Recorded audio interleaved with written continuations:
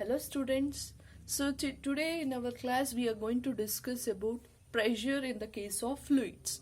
So previously what we have discussed about pressure in the case of solids.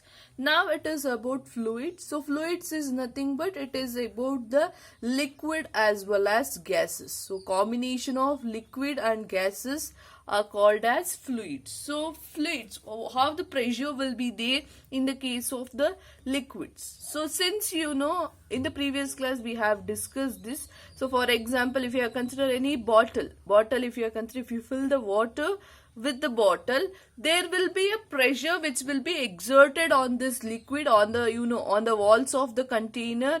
There will be a pressure at the bottom of the bottle. There will be a pressure will be exerted, so that if you make a small hole at the bottom of the bottle also, then also with the greater pressure the water will comes out from that hole, isn't it? So why? Because there will be a pressure in the liquids due to which the water will comes out.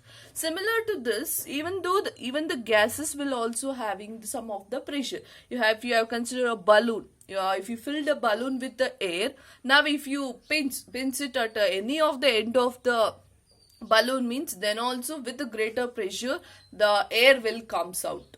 So this is about the pressure in the fluids. Fluids means both in the case of liquid and also in the case of the gases. So to understand more about pressure in liquids, I have considered a glass and as well as a ball I have considered here. So in this case, what happens means when I push the ball, that means I am applying a force in this direction, so the ball will sinks in the water. Whenever I release the ball will comes upward position. With what pressure I am applying on that ball, with the same pressure that ball is coming down when I release it. So similarly, when I immerse that ball fully deeper into the water, with this, when I release it with the greater pressure, that ball is coming towards the upward position. Why the ball is coming upward position? Means here I am applying the force in downwards position. In the downwards position I am applying the force. So water is exerting upward position. The force which is applied by liquids in upward position is called the upthrust. So or the upthrust, or I can say it is also called as buoyant force. So buoyant force means the force which is exerted by the liquids in upward direction is called the buoyant force. You can able to see that I am applying a force. That force is due to gravitational force, because against to gravity I am applying the force on the ball. Now the ball will sink. Still how much I am applying the pressure. So I can feel that there is some opposite force, that is downwards force or the upward force, which is applying on my hand, because which is avoiding my hand to go to in deeper and deeper. That force we are going to say it as the upthrust or the buoyant force. In this case, what is happening means, so whenever I am applying a force here, I am applying a force in this direction. Similar to this, there will be four forces will be applied. One will be I am applying the force in this direction. Another one force will be from left side. Another one force will be right side. And another one force will be applied from the downwards. So whenever there is a force applied or the pressure is applied from this direction, left side and as well as right side, those two pressure will balance. But whenever I am applying a pressure from upward, that is downwards, and there is a pressure from the upward position, that is upthrust pressure, this is, and as well as gravitational pressure, when these two pressures are not balanced, because there will be a more pressure from the upthrust compared to the pressure which I am applying, due to which the ball exerts, even though I am applying more pressure, when I release it, it won't sink, it will flow or it will come to the surface of the water. So now we have considered this ball. Similarly, I have considered a coin. When I immerse a coin, that coin will sink. Why this ball is floating? Why the coin has been sink in the water? There is a concept behind it. Why the ball is floating, where in the case of coin is sink.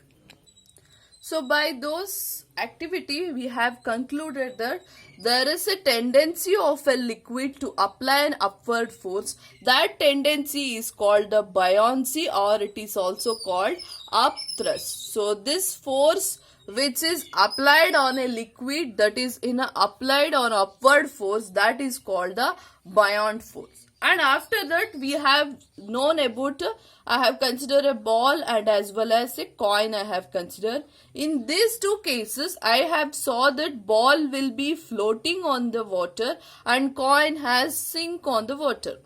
Why does this happening? This is happening because density of the coin is more. I'll explain what is this density. So because density of coin is more compared to that of the density of the ball. What is this density means? Let me consider about the density of a coin here. So density of coin means,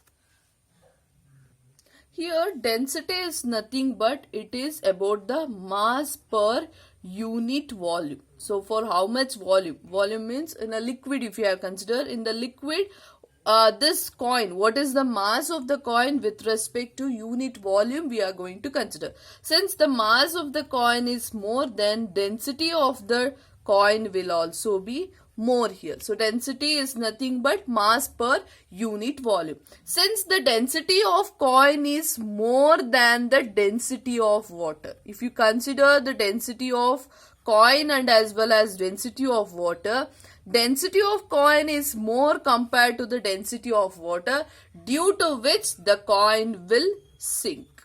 So this is the main reason why the coin will sink, where in the case of ball will float here. Why? Because density of coin is more. Density of coin is nothing but density means mass per unit volume of that coin is more, due to which the coin will sink. Now similarly I'll consider the another one, that is the ball. So now if I consider about the density of ball means, this density of ball, density is nothing but mass per unit volume of the ball is less than the density of water. Is less than the density of water, due to which the coin will float. So this is because of that condition the coin will float. So by this what we can conclude, if there is more density of an object, coin or ball, leave that, if you consider in general, if the density of the object is more compared to density of fluids, then that object will sink. If the density of object is less than the density of the fluids, then that object will float. So in all these cases, there is a pressure which is exerting on an object in upward position, or force is applying on an object in upward position. That force is called the buoyancy force. So next class we are going to discuss about the Archimedes principle. The next further topic of this, if you have understood this, then only you are able to understand that Archimedes principle. So I hope everyone have understood this. If any doubts is there, we will discuss in a live session. Thank you.